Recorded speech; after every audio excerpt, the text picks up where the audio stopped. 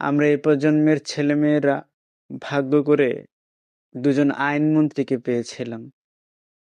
তাদের ব্যক্তিজীবন পর্যালোচনা করলে দেখা যায় কতটা বিরহ তাদের জীবনে ছেয়ে গেছে।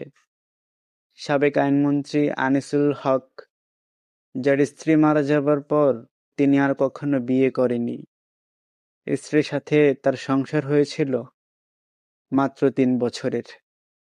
একজন পুরুষ নারীকে কতটা ভালোবাসতে পারলে তার মোহ না কাটিয়ে সেই মোহকে ধারণ করে আজীবন একলা থাকার সিদ্ধান্ত নিয়েছে।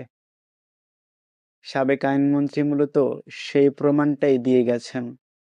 এবং বর্তমান আইনমন্ত্রী, যাকে মূলত ৯০ দশকের ব্যর্থ প্রেমিক হিসেবে আখ্যায়িত করা হয়েছে, যার প্রতিটা বক্তব্যে এ প্রজন্মের ছেলেমেয়েরা ভীষণভাবে নিজেকে খুঁজে পায়। তার প্রতিটা বক্তব্যে আমাদের কথাগুলোই যেন বারবার প্রকাশিত হয়। এজন্যই সামাজিক মাধ্যমে তাকে আইনমন্ত্রী নয়, ৯০ দশকের ব্যর্থ প্রেমিক হিসেবে আখ্যায়িত করা হয়। তার একটা লাইন এখনো মাথায় আসে, তুমি বলো তুমি বৃষ্টি ভালোবাসো, তুমি বলো তুমি বৃষ্টি ভালোবাসো, কিন্তু যখন সে আসে তার তলে তুমি ছাতা নিয়ে হাঁটো।